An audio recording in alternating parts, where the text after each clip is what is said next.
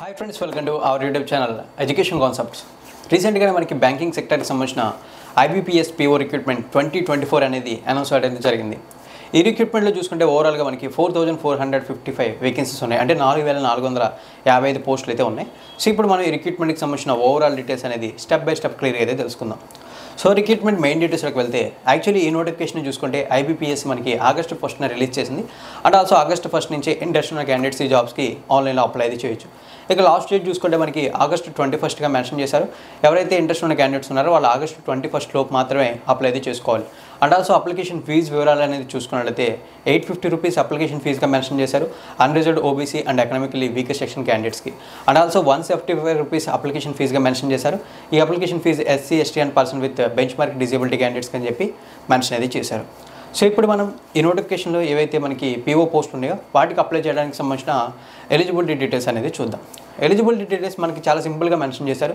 ఈ జాబ్స్పై మీకు ఇంట్రెస్ట్ అయితే ఉంటే మీ ఏజ్ మినిమం 20 ఇయర్స్ ఉండాలి. మ్యాక్సిమం 30 ఇయర్స్ వరకు అప్లై అయితే చేసుకోవచ్చు. And also reservation communities like SC ST క్యాండిడేట్స్కి 5 ఇయర్స్ అండ్ ఓబీసీ క్యాండిడేట్స్కి 3 ఇయర్స్, పర్సన్ విత్ డిజేబిలిటీ క్యాండిడేట్స్కి 10 ఇయర్స్ ఏజ్ రిలాక్సేషన్ అనేది అప్లికేబుల్ అవుతుందని చెప్పి మెన్షన్ అయితే చేశారు.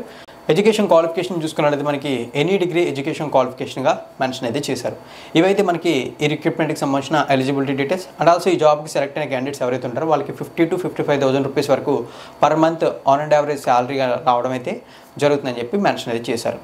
సో ఇప్పుడు మనం ఈ నోటిఫికేషన్ సంబంధించి ఫర్దర్గా తెలుసుకోవాల్సిన డీటెయిల్స్ ఏంటంటే ఈ రిక్రూట్మెంట్లో ఓవరాల్గా పార్టిసిపేట్ చేసిన బ్యాంక్స్ ఏంటి, అండ్ ఆల్సో వీటికి సంబంధించిన సెలక్షన్ ప్రాసెస్ ఎలా ఉంటుంది, ఎగ్జామ్ సెంటర్స్ ఏంటి, ఈ డీటెయిల్స్ అయితే మనం తెలుసుకోవాలి. సో ఇప్పుడు మనం ఆ డీటెయిల్స్ గురించి ఒకసారి మనం క్లియర్గా అయితే చూసుకున్నట్లయితే సెలక్షన్ ప్రాసెస్ చూసుకుంటే ఎప్పటిలాగా మనకి first of all preliminary exam, తర్వాత మెయిన్ ఎగ్జామ్, ఈ రెండింటిని బేస్ చేసుకుని వెస్ట్ ఫార్మసీ క్యాండిడేట్స్కి జాబ్స్ అనేవి ఇవ్వడం జరుగుతుంది.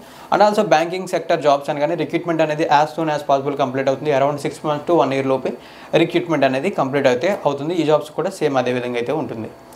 అండ్ ఆల్సో ఇక మనం తెలుసుకోవాల్సింది ఏంటంటే ఈ రిక్రూట్మెంట్లో పార్టిసిపేట్ చేసిన బ్యాంక్స్. ఫ్రెండ్స్ ఓవరాల్గా ఈ రిక్రూట్మెంట్లో చూసుకుంటే 11 బ్యాంక్స్ అనేవి పార్టిసిపేట్ చేస్తున్నాయి.